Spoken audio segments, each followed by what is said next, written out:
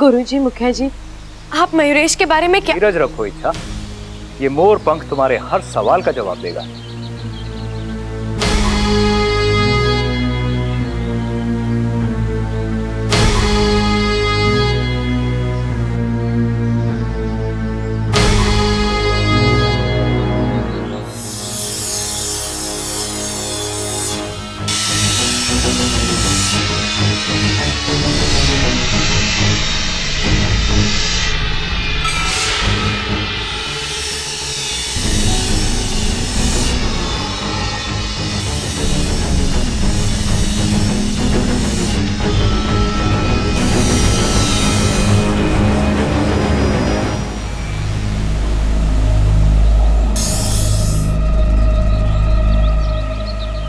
मोर और मोरनी का एक बड़ा प्यारा सा जोड़ा था। दोनों दिल के बहुत अच्छे थे। हालांकि मोर नागों के सबसे बड़े दुश्मन होते हैं, लेकिन इनके मन में नागों के प्रति कभी भी नफरत या कोई घृणा नहीं थी। यहां तक कि नाग करीब से भी गुजर जाए तो भी इन्होंने उसे कभी छुआ तक नहीं। जियो और जीने दो, यही इनके जीवन का सूत्र रहा। इसी दंपति का पुत्र है मयूरेश। इकलौता बेटा मयूरेश जाहिर है माँ बाप का लाडला था। इधर बेटे ने मांग की नहीं, उधर माँ बाप तुरंत पूरा कर देते। नतीजा वही हुआ जो होना था। मयूरेश कमाल का जिद्दी बन गया। उसकी ना सुनने की आदत जाती रही। मयूरेश की एक ही धारणा थी कि जो चीज दिल को अच्छी लगे उसे हासिल करना है, चाहे उसके लिए जान देनी पड़े या जान देनी पड़े। जिस बात के लिए उसे मना किया जाए जानबूझकर वो वही करता था। एक दिन माँ बाप ने उसे नागिस्तान जाने से मना किया। जिद्दी मयूरेश नागिस्तान पहुंच गया और वहां उसकी नजर हमारी इच्छा पर पड़ी। पर गुरुजी, उसने मेरी इच्छा को देखा कहाँ? यही नागिस्तान के आसपास के जंगलों में। इच्छा, पकड़ो इच्छा, पकड़ो पकड़ो पकड़ो। मुझे भी, मुझे भी।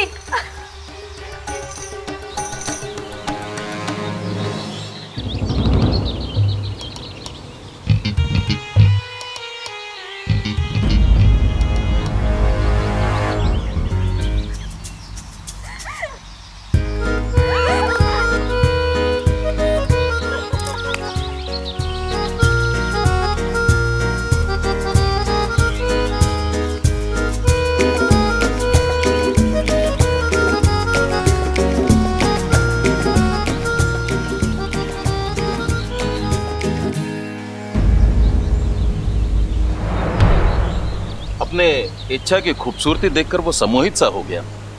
अब दिन रात उसके ख्यालों में सिर्फ इच्छा आने लगी। उस दिन जब तुम सब चंद्रमोहन तालाब के किनारे बैठकर आपस में बातें कर रही थी,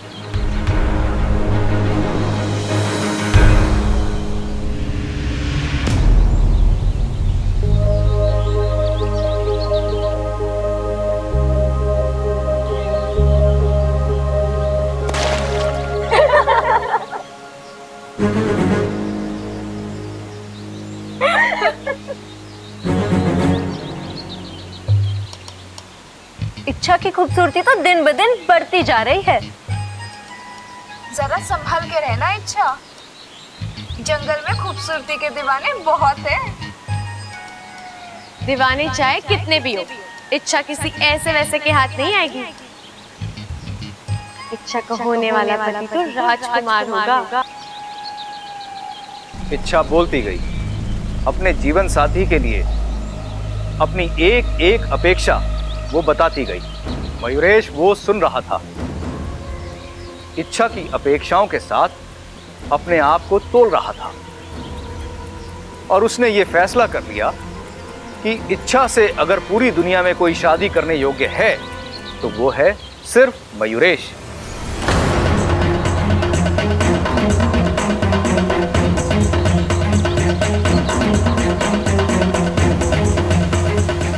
अब मयूरेश इच्छा से मिलने का, उससे बात करने का मौका ढूंढने लगा, लेकिन वो मौका उसे मिला नहीं। एक दिन अचानक इच्छा नागिस्तान से चली गई। मयूरेश उसे ढूंढता रहा। तभी कुछ सर्पों की बातों से उसे पता चला कि इच्छा पहलवानों की हवेली में रह रही और इसीलिए वो उसके पीछे वहां जा थमा। लेकिन एक बात पक्की है इच्छा, मयूरेश बहुत जिद्दी है। वो अपनी मनमानी करता रहेगा और इतनी आसानी से तुम्हारा पीछा नहीं छोड़ेगा। जानती हूँ गुरुजी, लेकिन मैं उससे नहीं डरती। आज नागुमी देव ने हमें यहाँ तक पहुँचाया है, अब मयूरेश की कमजोरी तक भी वही हमें पहुँचाएंगे। मयूरेश खत्म होकर रहेगा।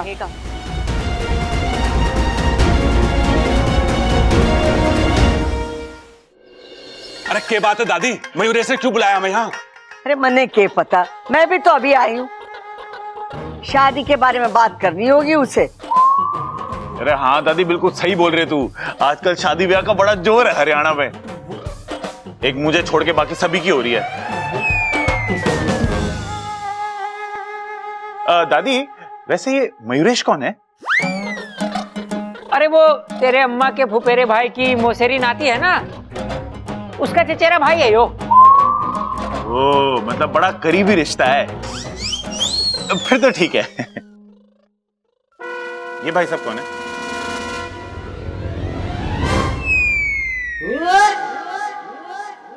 ये बात है छोरा, तूने हम सबको यहाँ क्यों बुलाया है?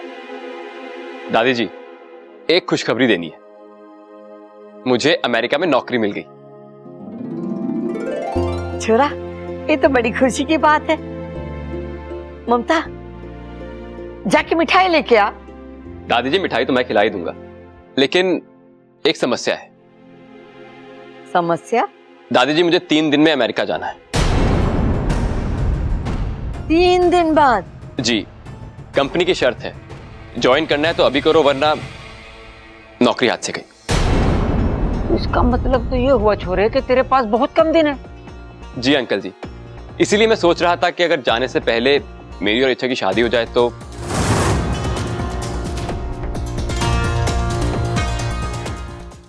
देख छोरे, इतनी जल्दी तो शादी ना हो सके। अंकल जी, अगर मेरी इच्छा से शादी हो जाती है तभी तो मैं उसको अपने साथ ले जा पाऊंगा, और मैं दोबारा कब आऊंगा मुझे पता नहीं, और शादी कब होगी। इसीलिए अगर आप सबकी हाँ हो तो मैं अपने माजी पिताजी को बुला लूं। 1 मिनट, तुम्हें नौकरी मिली, अच्छी बात है, उसके लिए बधाई हो।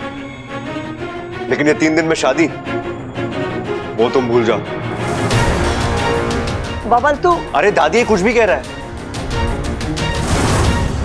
हम इसे ठीक से जानते भी नहीं है, तो इच्छा के साथ शादी कैसे करा दे? अगर आप सब भूल गए तो आपको फिर एक बार याद दिला दूं, इच्छा ने पहले ही इसे शादी के लिए ना कहा है।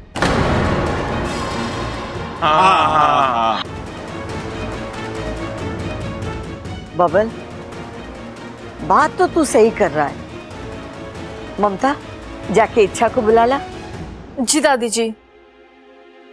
देख छोरा, इच्छा की मर्जी जानना बहुत जरूरी है। अगर उसकी तरफ से हाँ है तो ठीक है, और अगर ना है तो हम उसकी मर्जी के खिलाफ नहीं जा सकते। दादी, इच्छा तो कमरे में नहीं है। ना है? प्रबल सबल, जाके ममता के साथ ढूंढना वो कहाँ है।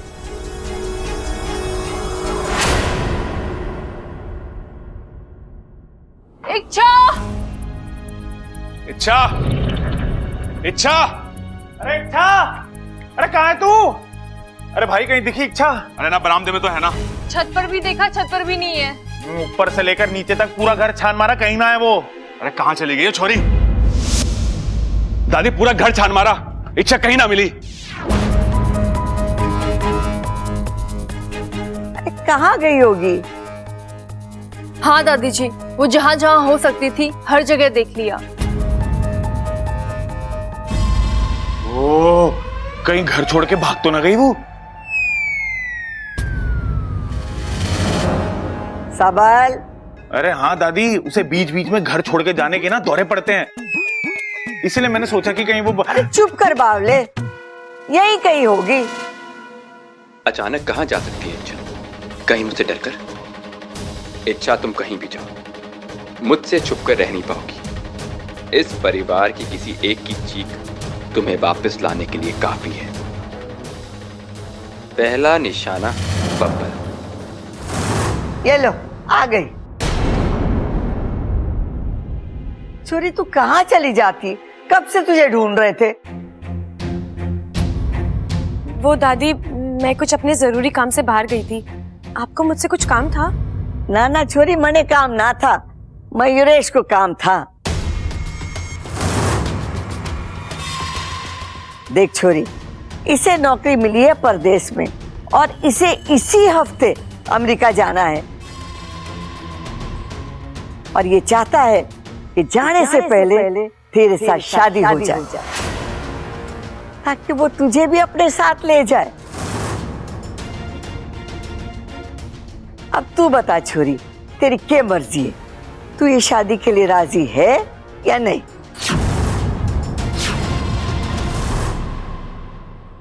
दादी, मुझे ये शादी मंजूर है।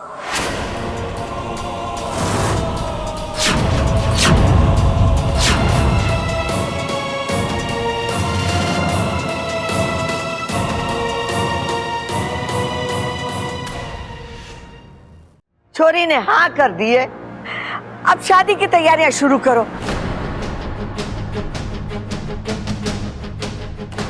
याद रखना, सिर्फ 3 दिन है हमारे पास।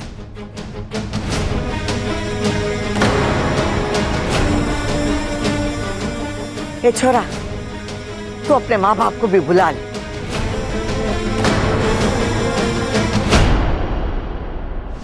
इच्छा, ये सब क्या है?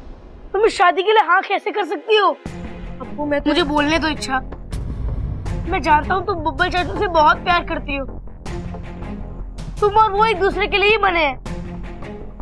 तुम दोनों किसी और के साथ खुश नहीं रह सकते, फिर तुम। अब्बू, मेरी मजबूरी है। अब क्या मजबूरी है इच्छा? बताओ मुझे। मैं अभी नहीं बता सकती। अभी नहीं बताओगी तो कब बताओगी इच्छा? 3 दिन में तुम्हारी शादी है, उसके बाद सब खत्म हो जाएगा। अच्छा, मैं तुम्हारा बेस्ट फ्रेंड हूँ ना? मुझे तो बताओ क्या हुआ है? अब्बू, ये सब जितना सीधा दिख रहा है उतना है नहीं। इसके पीछे बहुत बड़ा षड्यंत्र।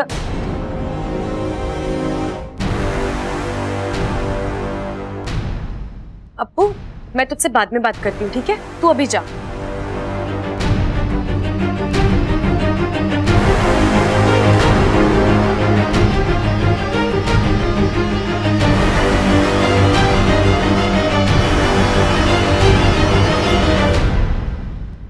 अब क्या है?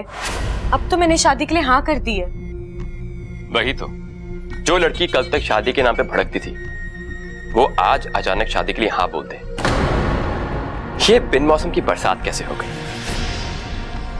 मोरपंख याद है जो हमने चुराया था?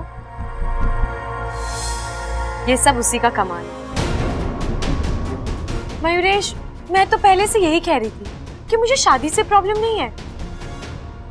मुझे तो बस तुम्हें जानना है।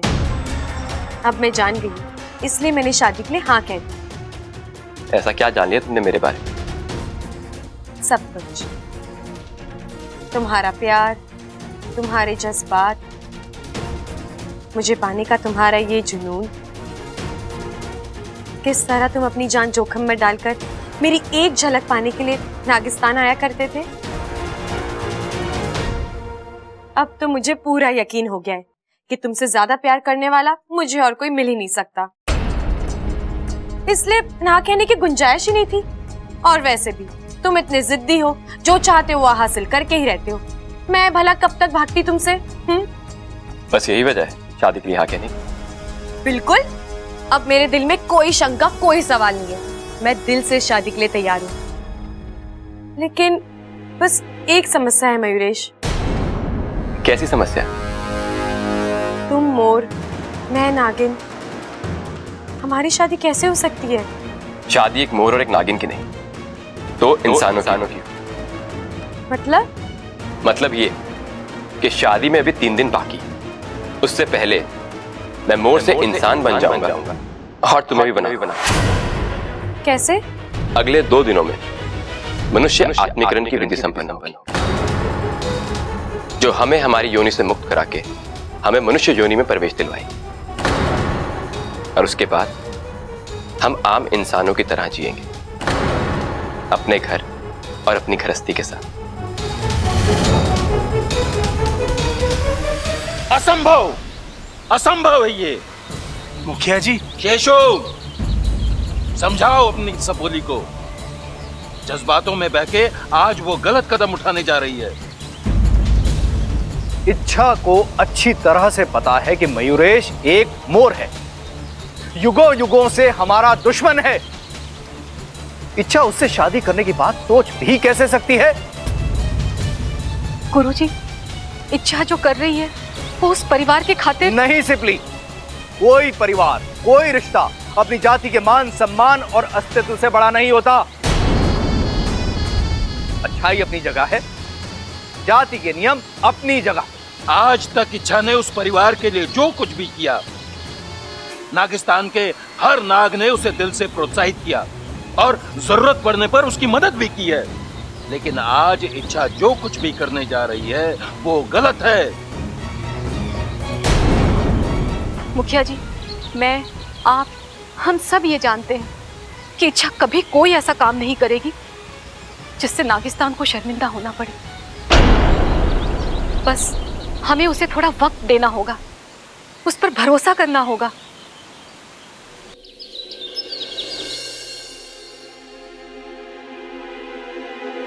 इतनी भी क्या जल्दी है? मुबारकबाद तो लेती जाओ।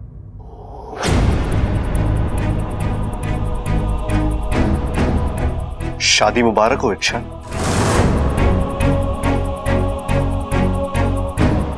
ऐसा ही होता है जब हम अपने दिल के खिलाफ जाकर फैसला करते हैं तो उन फैसलों को खुलकर जी भी नहीं पाते। मना किया था ना मैंने हाँ करने के लिए, तो फिर तुमने शादी के लिए हाँ क्यों कहा? ना करने की कोई वजह ही नहीं थी। मयूरेश अच्छा लड़का है, पढ़ा लिखा है, सुलझा हुआ है, मुझे चाहता है, फिर मैं उसे। लेकिन मैंने मना करने के बावजूद तुमने। प्लीज, जिंदगी मेरी है, मर्जी मेरी है, मैं चाहे जो फैसला करूं, आपको मुझे रोकने का कोई अधिकार है मुझे, क्योंकि मैं तुमसे प्यार करता हूं और ये भी जानता हूं कि तुम भी मुझसे उतना ही प्यार करती हो।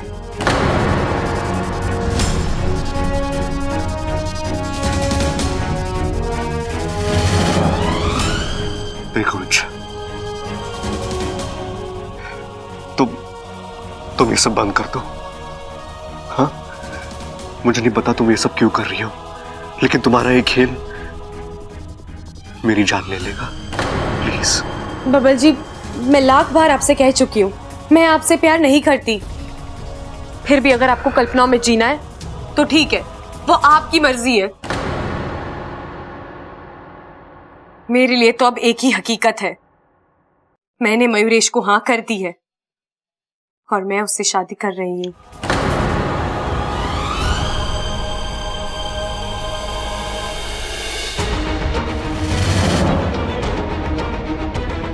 नहीं, तुम ऐसा नहीं कर सकती।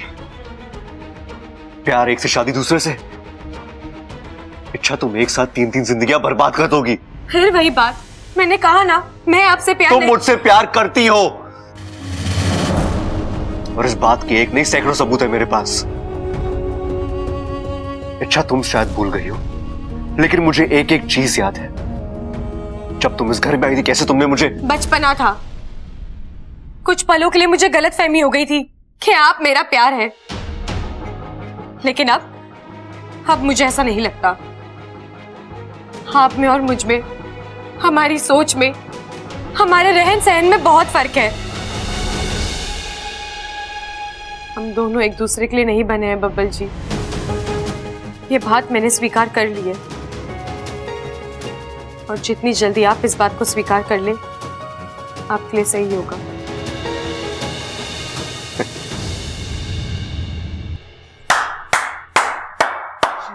वाह अच्छा वाह, तुम्हारे जज्बात ना हुए मौसम हो गया। हर 4 महीने बाद बदलते रहते हैं। गलती मेरी थी कि मैंने आंखें बंद करके तुमसे। अब तो आपकी आंखें खुल गई है ना, तो मेरा पीछा करना छोड़ दीजिए। और हाँ, अपने लिए भी कोई अच्छी सी लड़की ढूंढकर आप शादी कर लीजिए। मुझे यकीन है आपको मुझसे बेहतर लड़की मिल जाएगी। अपनी राय के लिए बहुत बहुत शुक्रिया, लेकिन आज एक बात साफ हो गई।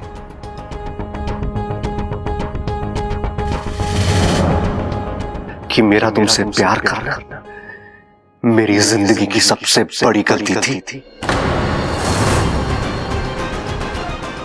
सही कहा तुमने, मैं तुमसे कहीं ज्यादा अच्छी लड़की डिजर्व करता हूं।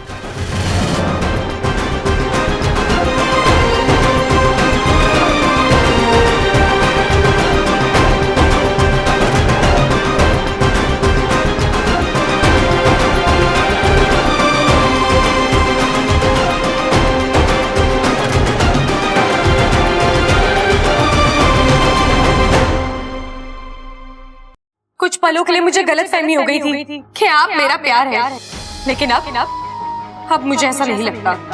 आप में और मुझ में, हमारी सोच में, हमारे रहन सहन में बहुत फर्क है। हम दोनों एक दूसरे के लिए नहीं बने हैं बब्बल जी, ये बात मैंने स्वीकार कर ली है। और जितनी जल्दी आप इस बात को स्वीकार कर ले, आपके लिए सही होगा।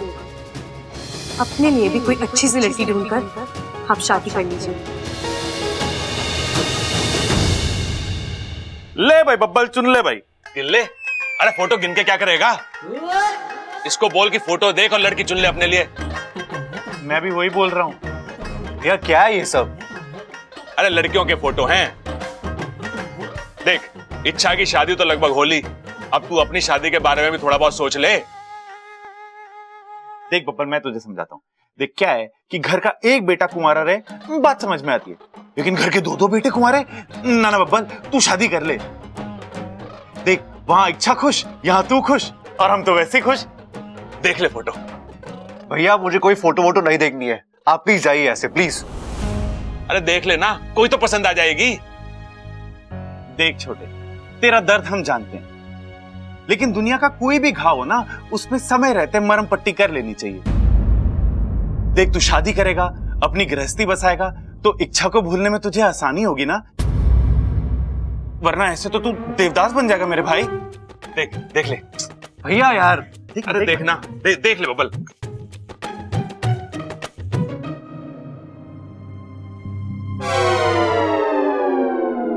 कोई पसंद आई?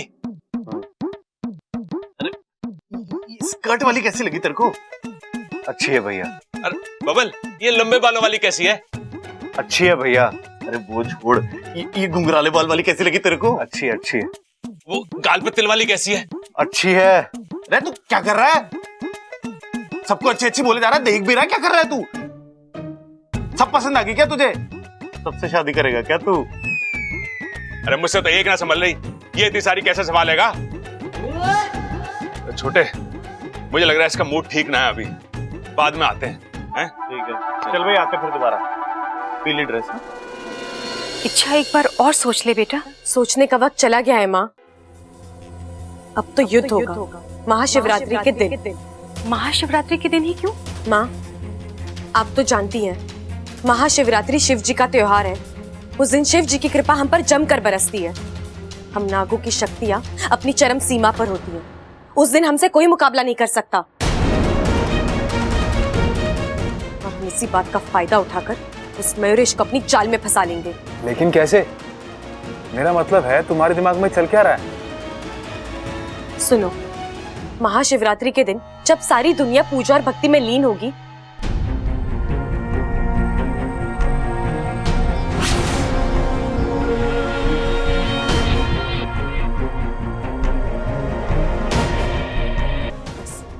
एक बार मयूरेश हमारे हाथ आ जाए, हम उसे सीधा नागिस्तान ले जाएंगे और उसका फैसला फिर वहीं करेंगे। अच्छा, तुम्हें लगता मयूरेश इस जाल में फंसेगा?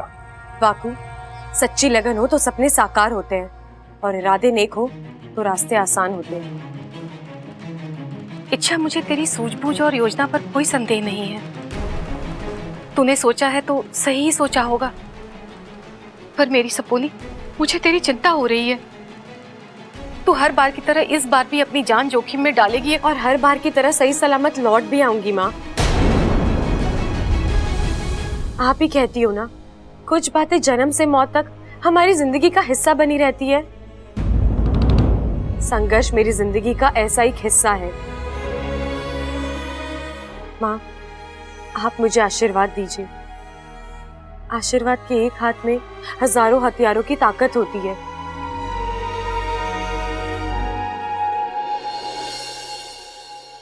बब्बल, बब्बल, मैं तुम्हें ढूंढ रहा था। क्यों? एक कहानी सुनानी थी। कभी तुम पहाड़ी वाले मंदिर गए हो? वहां से गुजरते हुए लोगों को देखा है? उनके हाथ में ना प्रसाद का लड्डू, और उस लड्डू पे बंदरों की नजर होती।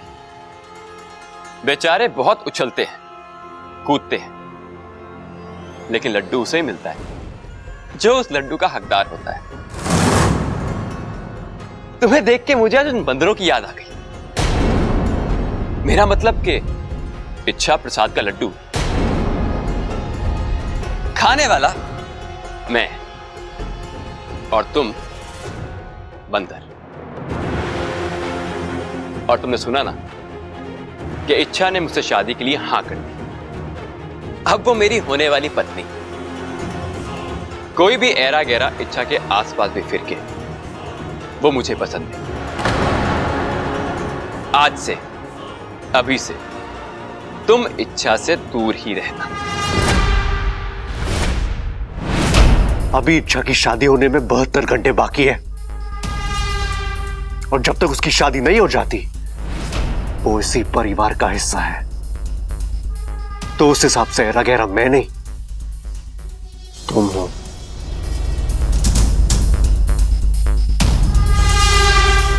बब्बल जी, क्या करें आप? छोड़िए इसे। इच्छा, यहां तुम्हारे होने वाले पति का अपमान हो रहा है, उसके साथ बदतमीजी की जा रही है, और तुम खड़ी खड़ी देख रही। मुझसे ज्यादा गुस्सा तुम्हें आना चाहिए। क्या बोल रहे हो तुम? यही कि मेरा अपमान तुम्हारा अपमान है, और इसका बदला तुम लोगी। मतलब ये कि थप्पड़ मारो बब्बल को, और ये साबित कर दो कि तुम अपने होने वाले पति की बेइज्जती, उसका अपमान बर्दाश्त नहीं कर सकती।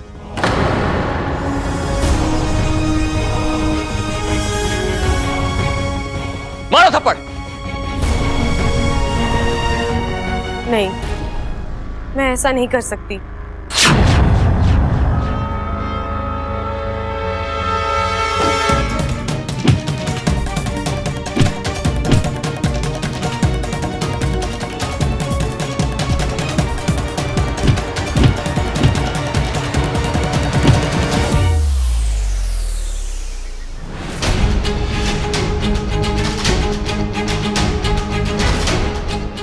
बब्बल जी, छोड़ दीजिए। बब्बल जी, आप समझिए बात को। बब्बल जी,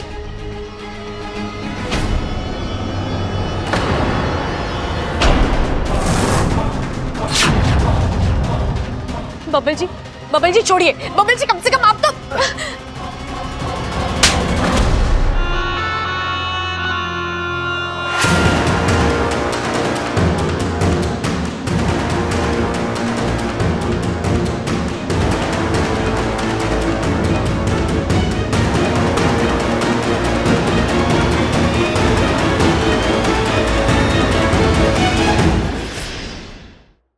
अगर मैं चाहूं तो मैं इस थप्पड़ का जवाब थप्पड़ से दे सकता हूं,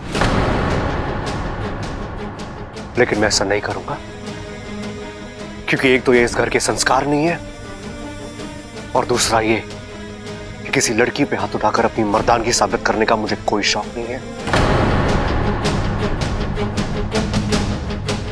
और एक और बात, मेरी चुप्पी को मेरी कमजोरी समझने की गलती कोई ना करे। पहलवान की औलाद हो, अगर पटकने पे आऊंगा ना तो तुम्हारा सांस लेना भी मुश्किल हो जाएगा।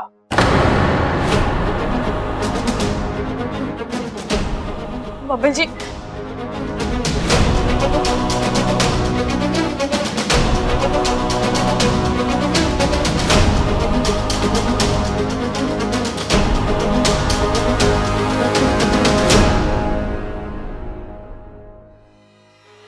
अब तो मैंने शादी के लिए हाँ कर दी है।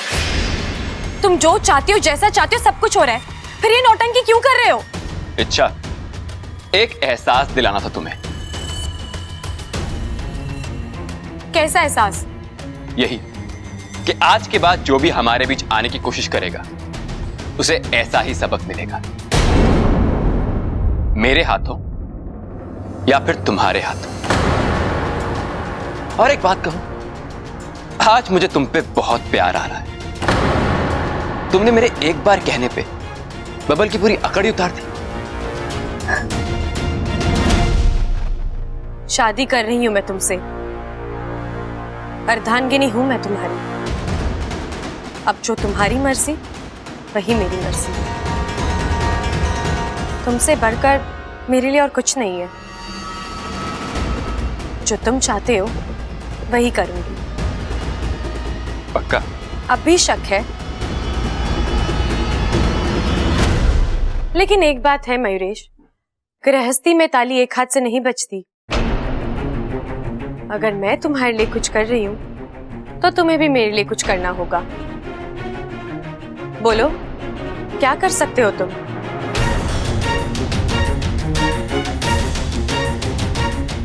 कुछ भी। कुछ भी? आजमा के देख लो। वक्त आने दो, आजमा लूंगी। इच्छा, जब तक मुझे प्यार के बदले प्यार मिलेगा, समझ लो जिंदगी खुशहाल रहेगी। लेकिन अगर तुमने मुझे धोखा देने का... वो तो अब नहीं होगा मयूरेश। मैं अपने हिस्से का प्यार साबित कर चुकी हूं। अब तुम्हारी बारी।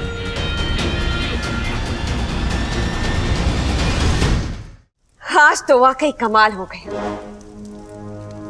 इच्छा को इतना मजबूर हमने आज तक नहीं देखा। जिस बब्बर को बचाने के लिए इच्छा ने अपनी आधी जान तक लुटा दी थी, आज उसी बब्बर पर उसे अपना हाथ उठाना पड़ा। मानना पड़ेगा मयूरेश को, ये सब उसी का किया धरा है महारानी। काश ऐसा शातिर और ऐसा होनहार कोई हमारा सेवक भी होता, लेकिन नहीं। हमारे यहाँ तो सिर्फ भगोड़े भरे पड़े हैं। माफ भी कर दीजिए महारानी, मुझसे गलतियां हुई हैं, पर अब दोबारा नहीं होंगी। आप आदेश दीजिए, मैं अभी जाके उस इच्छा को... नहीं, हमें अभी कुछ नहीं करना है। लेकिन महारानी, यही सही वक्त है। इच्छा कमजोर है, टूट रही है। हल्का सा भी वार उसे खत्म कर देगा। जो भी हो, हम अभी इच्छा को नहीं मारना चाहते। मजा आ रहा है उसे तड़पता हुआ देखकर। तड़पने दो, रोने दो, कोसने दो खुद को। वो इस वक्त अपने आप से लड़ रही है। लड़ने दो। जिस दिन ये लड़ाई खत्म हो जाएगी, उस दिन हम अपना दांव खेलेंगे।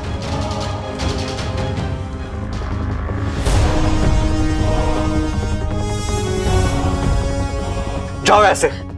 बब्बल जी, मुझे... इच्छा, मैं कुछ उल्टा सीधा कर बैठूंगा, चली जाओ। मैं जानती हूँ, बस एक बार, एक आखिरी बार मुझे अपनी बात कहने दीजिए। I'm sorry बब्बल जी, मुझे माफ कर अरे कितनी गलतियों के लिए कितनी बार माफी मांगोगी तुम? नहीं बब्बल जी, आप गलत समझ रहे हैं। मैं गलत समझ रहा हूँ? अभी कुछ देर पहले हुआ वो। मैं बस झगड़ा रोकने की कोशिश कर रही थी। इसलिए तुमने मुझ पे हाथ उठाया, थप्पड़ मारा मुझे। क्यों इच्छा? मेरी क्या गलती थी? ऐसे मैंने क्या कर दिया जो? बब्बल जी, आप बैठिए, मैं आपको... नहीं, मुझे कुछ नहीं सुनना, कुछ नहीं समझना है। तुम्हारा असली चेहरा सबके सामने आ गया इच्छा। अब तुम मुझसे जितना दूर रहोगी, उतना तुम्हारे लिए अच्छा होगा। बब्बल जी, आप... निकलो यहाँ से। बब्बल जी, एक बार... बब्बल जी,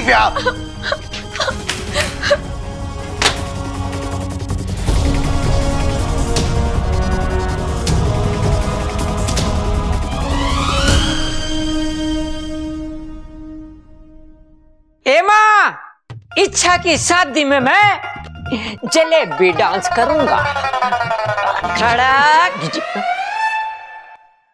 दादी जी प्रणाम। अच्छी तरह प्रणाम। आपने बुलाया मुझे? हाँ छोरा, थारे से बहुत जरूरी बात करनी है। शादी के सिलसिले में?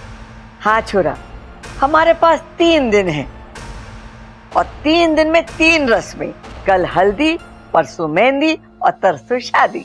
दादी जी आप जैसा कहेंगे बिल्कुल वैसा ही होगा। और आप शादी की तैयारियों की फिक्र मत कीजिए, अगर जरूरत पड़ी तो हम बाहर से कारीगर मंगवा लेंगे। अरे वो सब तो ठीक है छोरे, लेकिन मेहमानों का क्या करेगा?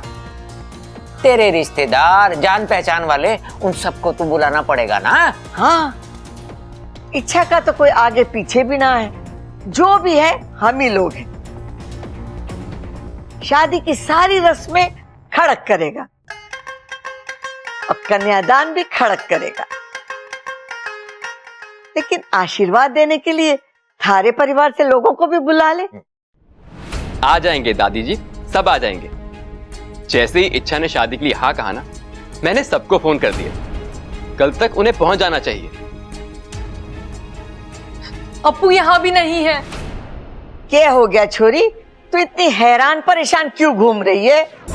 दादी जी अप्पू कहीं दिखाई नहीं दे रहा है। अरे खेतों में गया होगा खेलने के लिए, आ जाएगा। छोरा बड़ा हो गया है, तो फालतू में उसकी चिंता मत करा कर। अब लेकिन पिताजी। ठीक है, मैं जाके देखता हूँ, उसके कान पकड़ के लेके आऊंगा। खुश?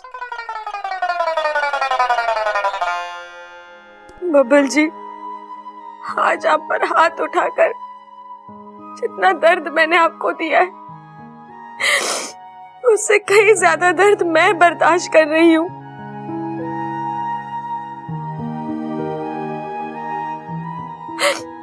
मैं जानती हूँ मैंने आपका बहुत दिल दुखाया है, लेकिन और कोई चारा नहीं था मेरे पास।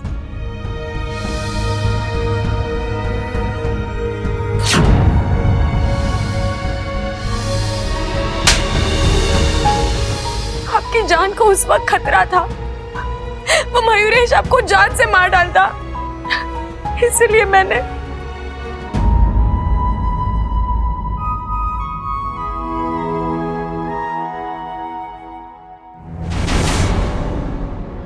लेकिन अब और नहीं। मैं बहुत जल्द उस मयूरेश को इस घर से, हम सबकी जिंदगी से बाहर फेंक निकालूंगी।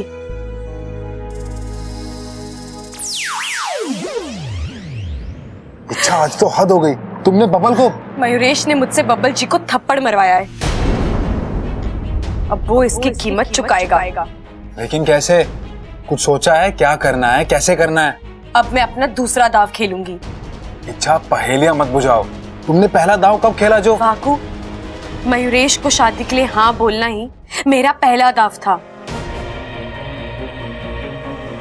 अब दूसरा दाव, इसे खेलने में तो और भी मजा आएगा।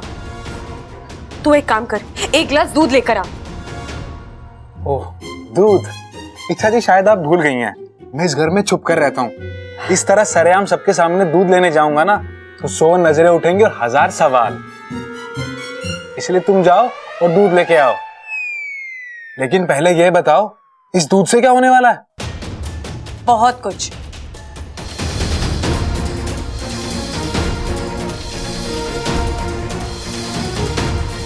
सही जा रहे हैं ना? 100%। ठीक है, तो मैं चलती हूँ अपने नए अभियान पर।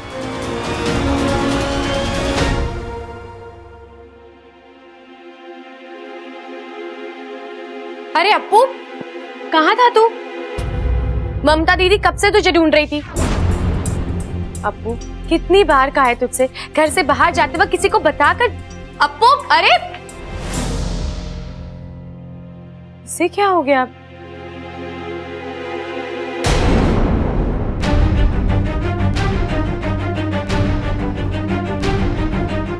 मयूरेश,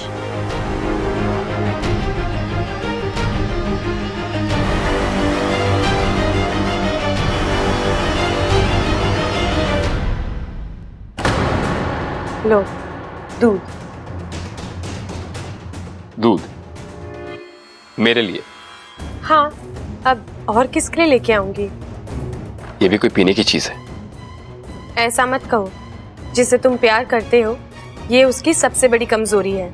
इच्छा मोर दूध नहीं पीते, तो फिर मैं कैसे? मेरे लिए भी नहीं पियोगे? ऐसे तो बड़ी बड़ी बातें करते रहते हो, मैं तुम्हारे लिए ये करूंगा, तुम्हारे लिए वो करूंगा। एक गिलास दूध की बात आ गई तो क्या हुआ? मुझे शक हो रहा है, कहीं ये दूध पिलाने के बहाने तुम मयूरेश, जो प्यार करते हैं वो शक नहीं करते, आंखें बंद करके विश्वास करते हैं। और वैसे भी अब तो ये साबित हो गया है ना कि मैं ना तो तुम जितनी चालाक हूं और ना ही ताकतवर। तो तुम्हें मुझसे डर क्यों लग रहा है? मयूरेश, तुम शादी की बात करते हो, एक दूसरे के साथ जिंदगी बिताने की बात करते हो, और फिर जब मैं तुम्हारे लिए कुछ करने जाती हूँ तो तुम्हें लगता है धोखा है। दिलों में शक हो तो वो कभी एक नहीं हो सकते। ये लो, दूध पी लो।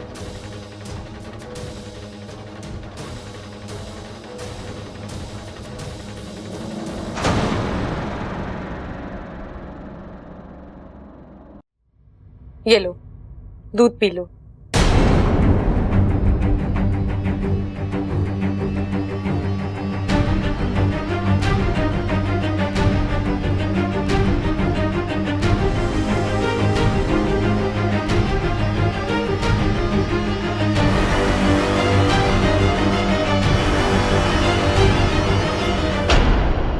अरे आप तो मेरी पसंद नापसंद मेरे प्यार से बढ़ के नहीं।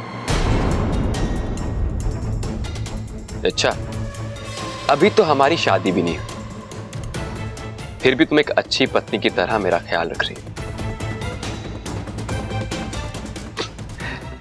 मुझे अच्छा लगा।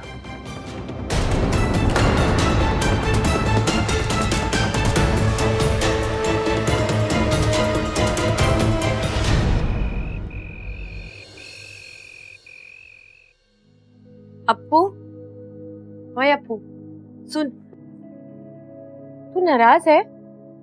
अप्पू, ओए अप्पू, क्या बात है? तू अभी कुछ देर पहले भी ऐसे मुंह फेर के चला गया था। यहाँ देख, यहाँ देखकर बात कर तू मुझसे।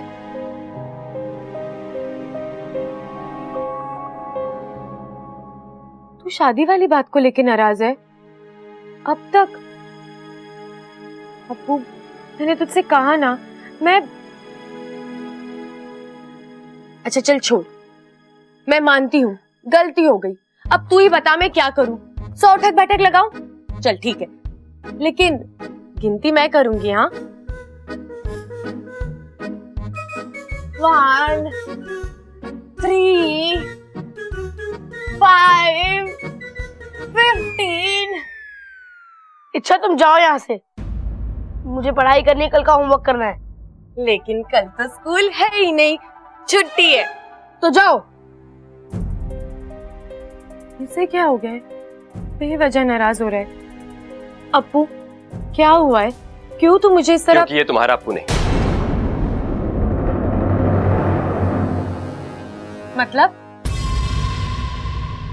मतलब ये कि ये दिखने में तुम्हारे अप्पू जैसा ही है, लेकिन असली अप्पू वो मेरे कब्जे में है।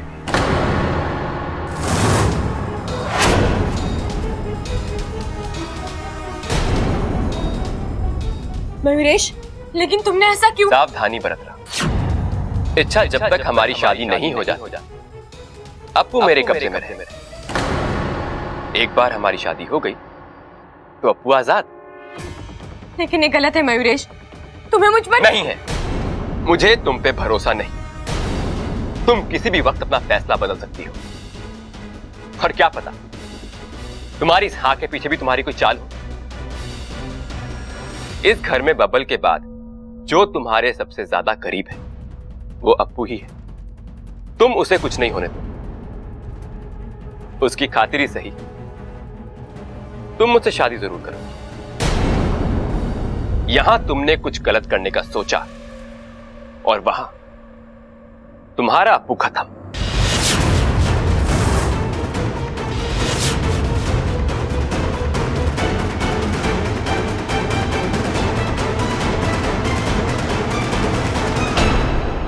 मुझे आज भी इच्छा की आंखों में अपने लिए प्यार दिखता है, जज्बात दिखते हैं।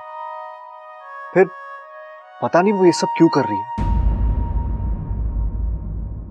कहीं ना कहीं कुछ ना कुछ तो गलत हो रहा है, और मुझे यकीन है उस मयूरेश की असली पहचान ही इस पहेली को सुलझा सकती है। हाँ, मुझे फूफा जी को फोन करना था। हाँ फूफा जी, बबल बोल रहा हूँ। फूफा जी नहीं, तारी फूफी बोल रही हो छोरा। ओह, प्रणाम फूफी जी। अब जरा फूफा जी से बात करा दीजिए ना प्लीज। वो तो घर में नहीं है। तू बोल, के काम से मैं कोई मदद कर सकूं तारी? फूफी जी, आप किसी मयूरेश को जानती है क्या? मयूरेश? हाँ। ना छोरा, मैं ऐसे किसी बंदे को नहीं जानती। अच्छा, लेकिन फूफा जी तो जानते हैं ना उसे।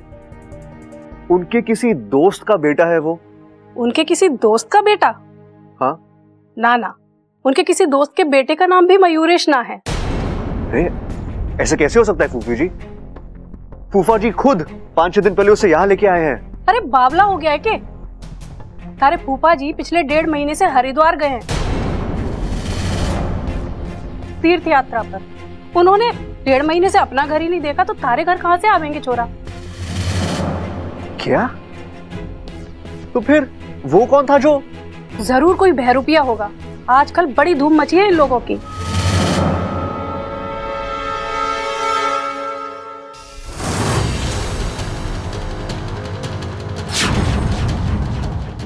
आप फूफी, आप एक काम करोगी प्लीज? हाँ, आप थोड़ा वक्त निकाल कर यहाँ आ सकती हो? आपको कुछ नहीं करना है, आपको सिर्फ यहाँ आना है और ये सारी बातें दादी और पिताजी को बतानी है। प्लीज आ जाऊंगी छोरा, बोल कब आना है? कल आना है आपको। प्लीज फूफी, मना मत कीजिए, किसी की जिंदगी का सवाल है। ठीक है छोरा, मैं आ जाऊंगी। मामला गंभीर लग रहा है। थैंक यू फूफी, thank you so much. Mayuresh,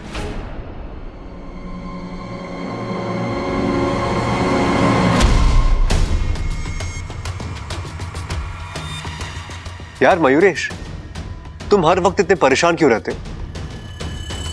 3 दिन बाद तुम्हारी शादी है, मुस्कुराओ, खुशियां मनाओ। क्या बात है बबल, तुम्हें मेरी खुशियों की इतनी फिक्र कब से होने लगी? वो मेरी दादी कहती है, खुशियों की उम्र का कोई भरोसा नहीं होता। कुछ छोटी उम्र की होती है, कुछ बड़ी उम्र की होती है। इसलिए जब भी कोई खुशी मुट्ठी में आए ना, उसे उसी पल जी लेना चाहिए। अच्छा,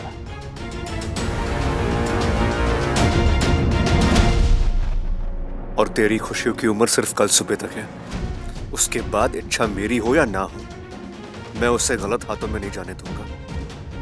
तुम्हारा खेल खत्म होने को है मयूरेश, तैयार रहो।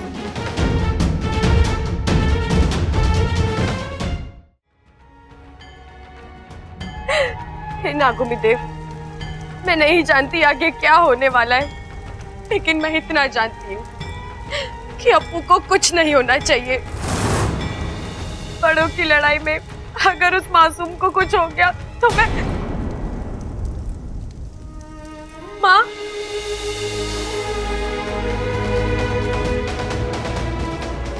शांत हो जा इच्छा, शांत हो जा। माँ, अप्पू। देख इच्छा, मयूरेश अप्पू को मोहरा बनाकर तुझे तोड़ना चाहता है। वो तुझे कमजोर करना चाहता है। वो चाहता है कि तू ये लड़ाई लड़ने से पहले ही घुटने टेक दे। लेकिन तुम ऐसा कुछ नहीं करोगी। तुम्हें मयूरेश की हर चाल पलटनी है, उसके अहंकार को तोड़ना है। देख इच्छा, और हम सब है तुम्हारे साथ। हम अप्पू को छुड़ाएंगे और मयूरेश को हराएंगे। आपने सही कहा माँ।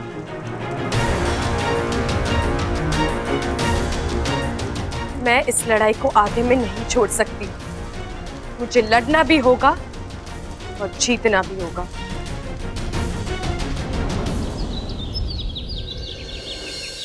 ममता, हल्दी की रस्म के लिए मैं जो हल्दी लाई थी वो?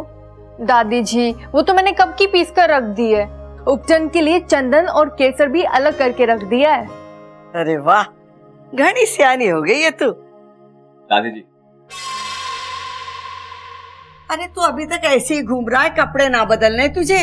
हल्दी की रस्म अभी शुरू होने वाली है। अरे हाँ, थारे माँ बापू ना आए अभी तक। हल्दी की रस्म में उनकी भी जरूरत पड़ेगी ना। दादी जी वो निकल चुके हैं, बस किसी वक्त यहाँ पहुंच जाएंगे। लेकिन उन्होंने कहा है कि रस्म के लिए उनका इंतजार ना करें। इंतजार ना करे मतलब? फिर तुझे हल्दी कौन लगाएगा? आप लगाएंगे ना दादी जी, मैं भी तो आपके बेटे की तरह हूं। और मुझे बहुत खुशी मिलेगी अगर आप, चाची और भाभी मिलके मुझे हल्दी लगाएंगे। अरे ये कौवा कहाँ बोल रहा है? आपके आसपास ही बोल रहा है दादी। और आप देखना, अब ये कौवा बार बार बोलेगा। चुप कर बावले, कौवे का बोलना अब शगुन होवे है। अरे दादी, कौवा अपने मर्जी से थोड़ी ना बोल रहा है, किसी की करनी उसे बोलने पर मजबूर कर रही है।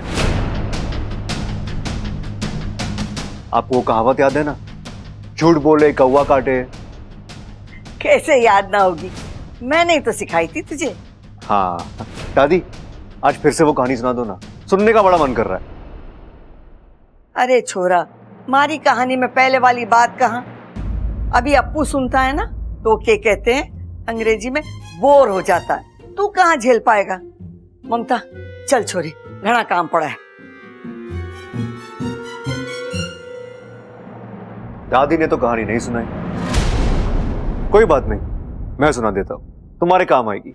मुझे तुम्हारी फालतू की कहानी सुनने का कोई शौक नहीं। अरे सुन लो यार, क्या पता है फालतू की कहानी तुम्हें अपनी लगे, क्योंकि झूठ तो तुमने भी बोला है और एक कौवा तुम्हें काट के रहेगा। मयूरेश, वक्त बहुत कम है तुम्हारे पास, क्योंकि मैं बहुत जल्दी तुम्हारे झूठ का पर्दाफाश करने वाला हूं। संभालो अपने आप को।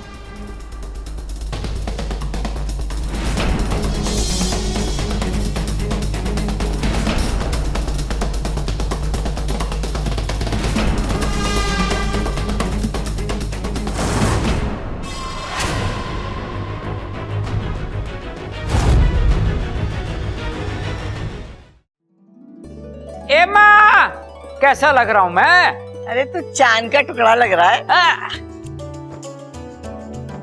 अरे क्या बात है मयूरेश, तू तो लड़कियों से भी ज्यादा शर्मा रहा है।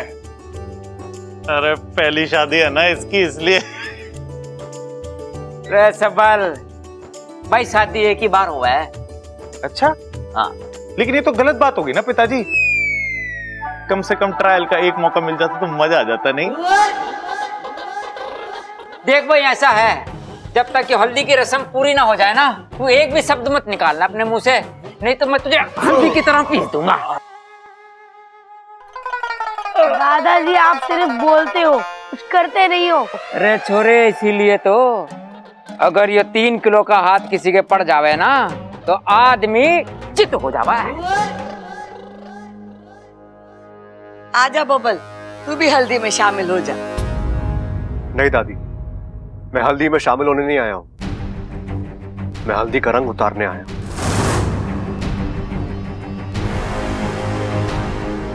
बस मेरे कुछ मेहमान यहाँ आ जाए। आजकल तू क्या बोलता है ना, मारे तो कुछ समझ में ना आता है।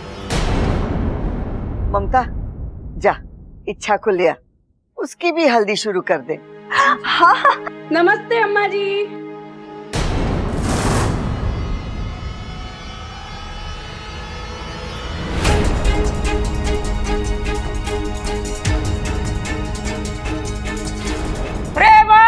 दीदी आ गई। दीदी वो अचानक? अरे कोई फोन, कोई खबर? अरे अच्छा हुआ ना माँ, दीदी आ गई। खुशी का घर है, छोरी को ज्यादा से ज्यादा आशीर्वाद मिलेगा तो अच्छा होगा। हाँ। बहुत अच्छा किया कि तू आ गई, उन्हें तो घनी खुशी हो रही है। अरे थारे पति के वजह से तो ये सब हो रहा है। आ बैठ। 1 मिनट। फूफी जी, बैठने से पहले आप जिस शुभ कार्य के लिए यहाँ आई हैं, वो तो पूरा कर लीजिए।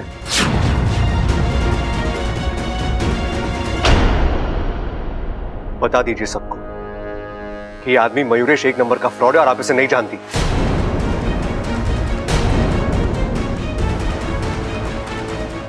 बब्बर ये सब। पिताजी मैं सही कह रहा हूँ, मयूरेश यहाँ फूफा जी के साथ नहीं आया था, वो किसी बहरूपिये के साथ आया था।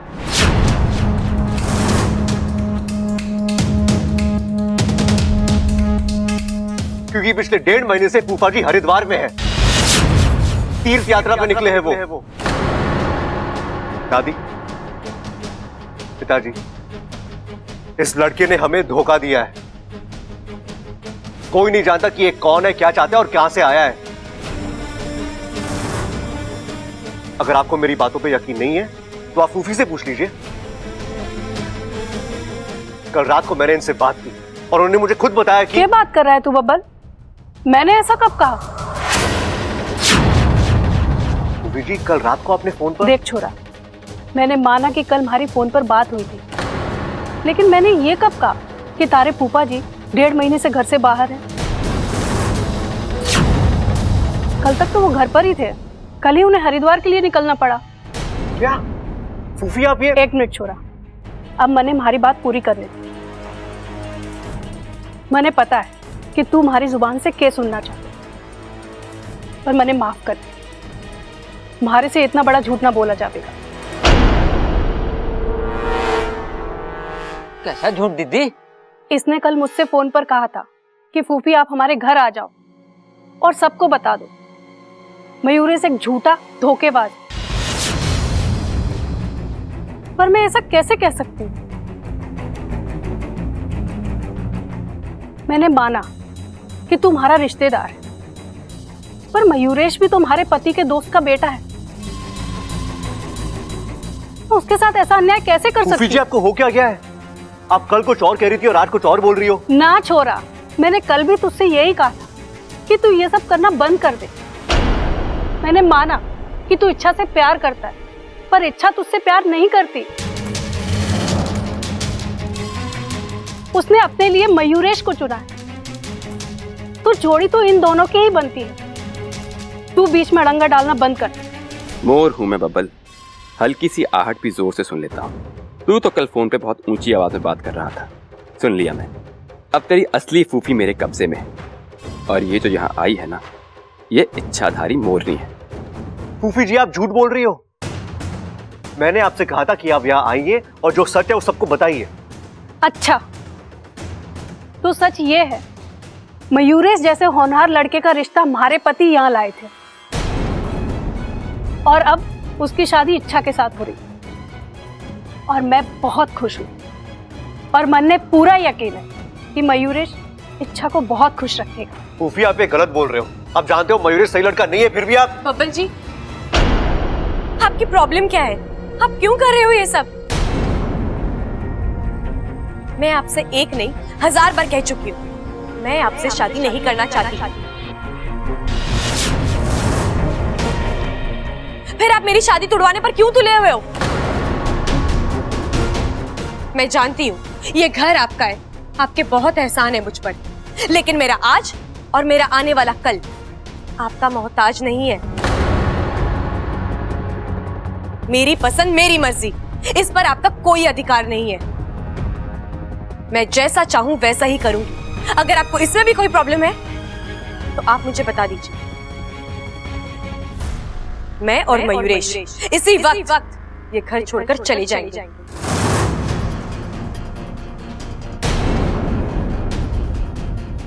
मयूरेश, हमें ये घर अभी छोड़कर जाना होगा, चलो। इच्छा, मेरी बात तो सुन। नहीं मयूरेश, मेरा अपमान हो मैं 10 बार बर्दाश्त कर लूंगी, लेकिन तुम मेरे होने वाले पति हो, कोई तुम्हारा अपमान करे ये मुझसे बर्दाश्त नहीं होगा। आज तुम्हारी अच्छाई और सच्चाई पर सवाल उठाए, कल न जाने क्या क्या होगा। तुम चलो यहाँ से।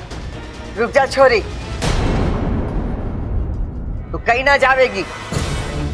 हाँ इच्छा, तुझे परेशानी बबल से है ना? बाकी लोगों ने तुम्हारा क्या बिगाड़ा है?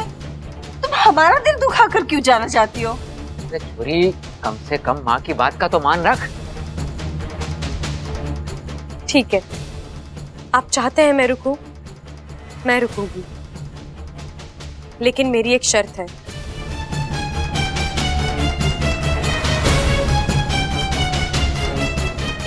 बब्बर जी को मयूरेश से माफी मांगनी पड़ेगी।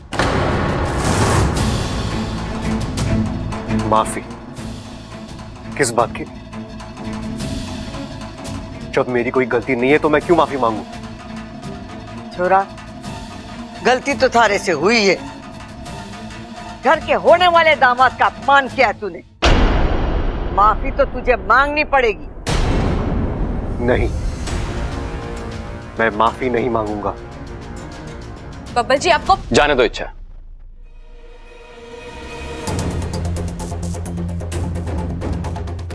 मैं इसे पहले ही माफ कर चुका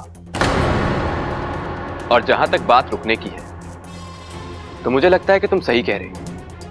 यहां रुकेंगे तो खामखा तनाव बढ़ेगा। बेहतर यही है कि हम चले यहां से। हाँ, हम अभी जाएंगे और आज ही किसी मंदिर में जाकर हम शादी कर लेंगे। चलो मयूरेश।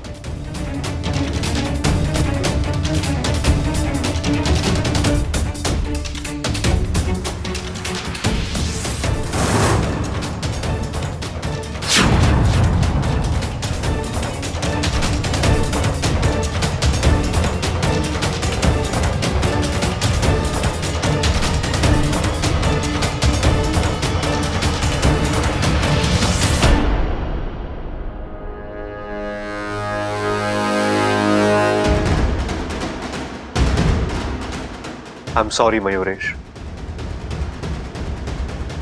मुझसे गलती हो गई, मुझे माफ कर दो।